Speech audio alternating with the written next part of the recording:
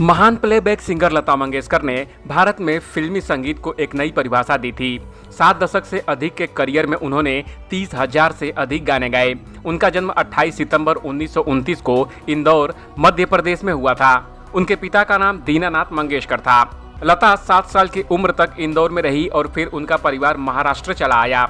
उनका पहले नाम हेमा मंगेशकर था। लता ने बहुत ही कम उम्र से ही भारतीय संगीत में एक बड़ी हस्ती का दर्जा हासिल कर लिया था। 5 दशकों से अधिक के अपने करियर में लगातार हिट देने के साथ साथ लता की लोकप्रियता समय के साथ बढ़ती गई। 16 फरवरी 2022 को 92 साल की उम्र में लता मंगेशकर का निधन हो गया। लता मंगेशकर का जीवन संघर्ष और दुखों भरा रहा है। उन्होंने कम उम्र में पिता का साया खोने के बाद सबसे बड़ी बेटी होने के नाते परिवार की जिम्मेदारी उठाई। उन्हें 5 साल की उम्र में भयंकर चेचक हुआ, जिससे उनकी जान बच गई थी। खबर तो ये भी है कि 1963 में उन्हें स्लो पॉइजन दिया गया, जिससे वह 3 महीने बिस्तर पर रही और उनकी आवाज जाने का डर था।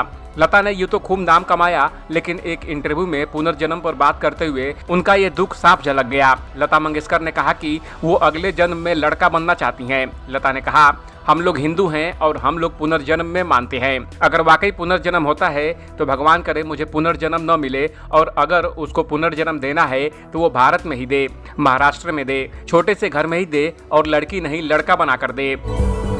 कई प्रशंसकों को उनका यह बयान थोड़ा अजीब लगा, क्योंकि लता मंगेशकर ने अपने पूरे जीवन में अपार सफलता हासिल की थी और उन्हें सभी पीढ़ियों से सम्मान प्राप्त था। हालांकि उनके शब्दों से यह संकेत मिलता है कि उनका जीवन उतना आसान नहीं था जितना बाहर से दिखता था। ऐसा ही मिलता जुलता बयान लता मंगेशकर ने कवि और लिरिसिस्ट जावेद अख्तर को इंटरव्यू में दिया था। लता ने कहा, अगर जन्म मिले तो मैं लता मंगेशकर बनना नहीं चाहूंगी। जब अख्तर ने उनका कारण पूछा तो उन्होंने जवाब दिया कि उनके जीवन में आई कठिनाइयों को केवल वही जानती हैं। इससे यह साफ होता है कि लता जी भले ही बाहर से इतनी खुश नजर आती थीं, जीवन भर उन्होंने खूब मान और सम्मान कमाया, लेकिन भीतर से वो बहुत दुखी थी।